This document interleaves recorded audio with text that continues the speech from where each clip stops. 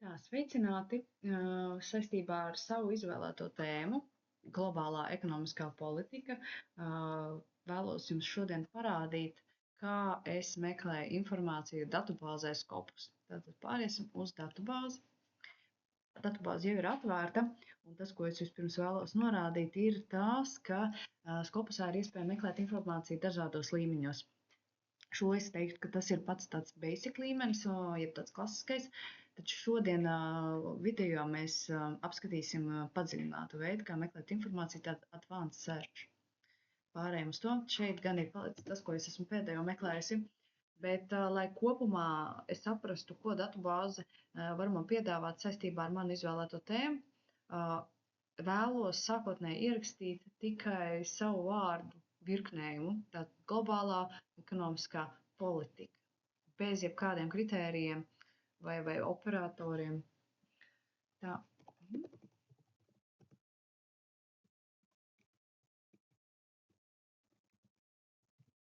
Aiziet. Tad tos, ko mēs te redzam, pēc šādiem kritērijiem atlasās ārkārtīgi milzīgs apjoms ar informāciju dokumentiem. Šīs jau ir tās opcijas, kas ir atlasītas, un tad viņas ir atlasītas tad pēc dokumenta vecuma, sākot ar jaunāko.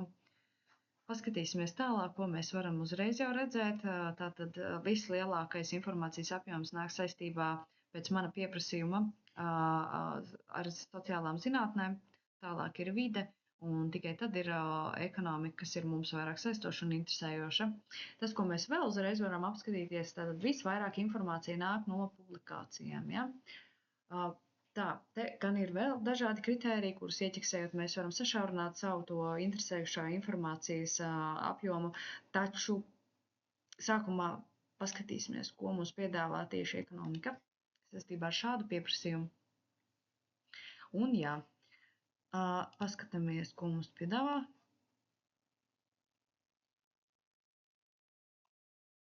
Pārējam uz citātu daudzumu, uz tekstu.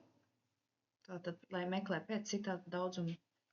Tātad, un tie citāti ir tas, ko viņš ņem no mūsu pieprasījuma. Tie vārdi. Paskatāmies. Tā, te tikai parādās ekonomika, policy. Nav atrodams vārdu kopums kā tāds, kā termins globāla ekonomiskā politika. Tas nozīmē to, ka mums ir precīzāk jādefinē mūsu meklējumās informācijas kritērija. Tas nozīmē, ejam atpakaļ, atgriežamies sākotnēji pie meklētāja, nodzēsīsim šo ekonomikas tēmu nost un pamēģināsim arī vēl ļoti vienkāršot. Tā, ar operatoru AND pieliksim šeit zvaigznīti. Tā, un pieliksim šeit zvaigznīti. Tas nozīmē, ka vārdi, kas ir ierakstīti ar zvaigznīti, var tikt meklēt arī to locījumos.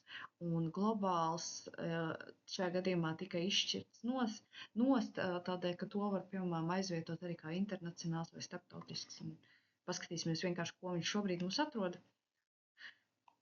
Un aizvien ir milzīgs dokumentu apjoms, kā mēs redzam. Nu, pamēģinām paskatīties, kā mums ir ar citātu daudzumu.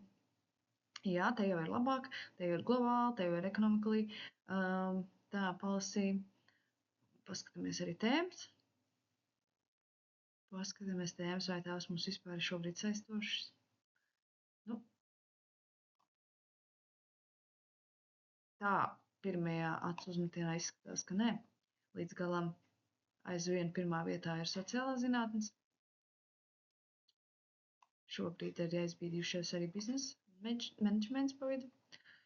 Tad ejam atpakaļ un definējam vēlreiz. Es gan šo vārdu kopu gribētu atstāt līdz galam kā nedalīt, jo tā tomēr ir tēma, kas man interesē kā kopējs vārdu salikums. Tā. Šajā gadījumā mēs izmēģināsim informāciju meklēt, izmantojot lauka kodu. Mēs izmantojam tā. Tas nozīmē, ka šo lauka kodu izmantojot, informācija tiks meklēta avota nosaukumā, teksta daļā un starp pievienotajiem atslēgas vārdiem paskatāmies. Jā, ar šādu informācijas apjomu jau ir iespējams operēt un apgūt. Tad mēs vēl sakārtojam, sasortējam un paskatāmies, kas mums te jau ir. Tā, pirmajā momentā mēs saprotam, ka mums sakrīt arī mūsu vaicājums, tātad tā mūsu tēma - globālā ekonomiskā politika.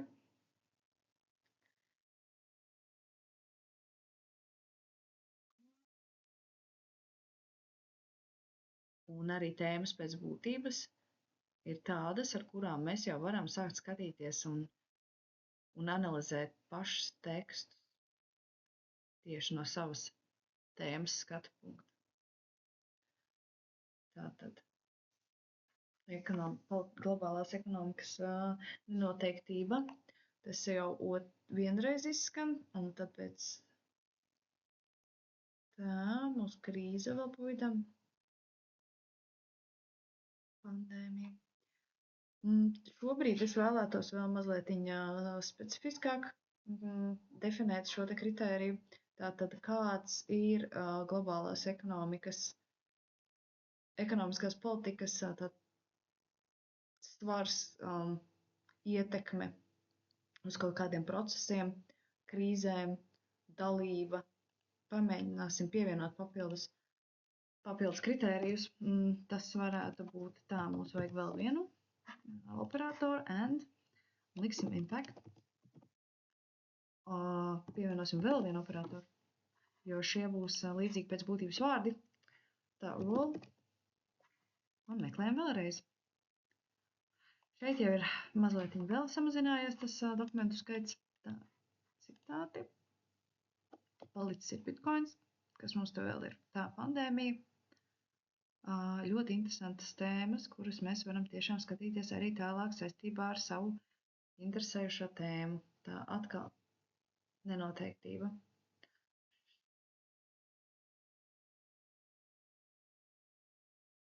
Vēlos vēl parādīt papildus, ko Scopus programma ļauj mums, kādas iespējas mums ir Scopus programma vēl dod.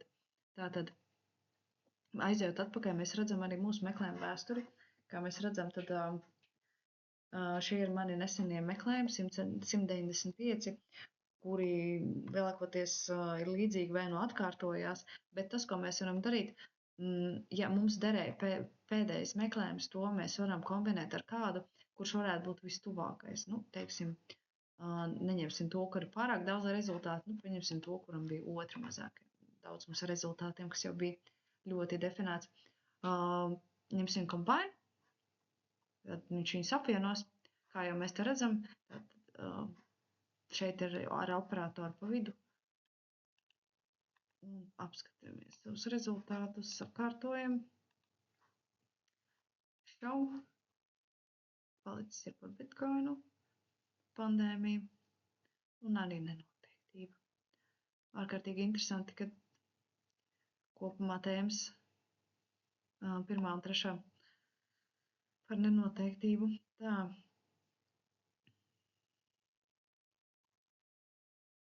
Aiziesim atpakaļ, lai parādītu, kādas vēl mūsu opcijas piedāvā Scopus. Mēs varam arī savus meklējuma rezultātus piesaglabāt, lai tieši pēc šādiem meklēšanas kritērijiem uzreiz jau būtu gatavs saraksts ar avotiem un informāciju. Šo sarakstu mēs varam arī rediģēt, tātad dzēšot ārā, pieliekot klāt.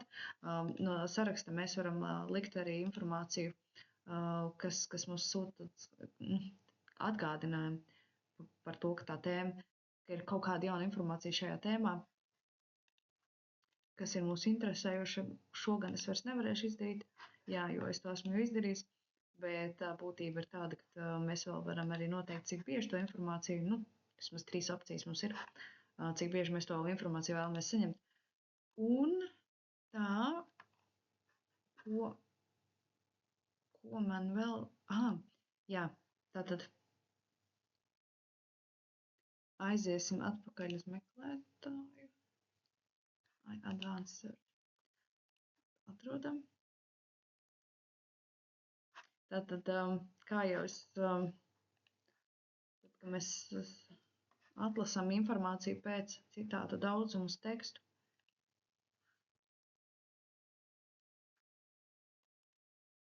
tas tātad maina jau informācijas vecumu. Šajā gadījumā tā nav pati vecākā informācija, ar to vēl var operēt, un tā vēl var būt ļoti arī aktuāla.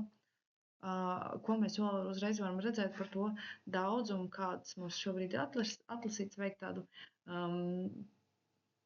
analīzi par avotu vecumu. Saistībā ar mūsu atlasi tad visvairāk patiesībā ļoti jaunas daudz informācijas nav.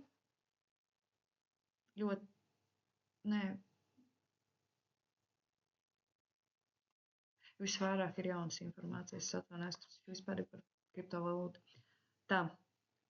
Un tātad vēl dažādos griezumos mēs varam apskatīties uzreiz to, kas mums varbūt ir interesējoši vai saistoši. Kas mums te ir 25. gads, 25. gadā saistībā ar manu tēmu ir kas? Paskatāmies. Nu jā, enerģijas.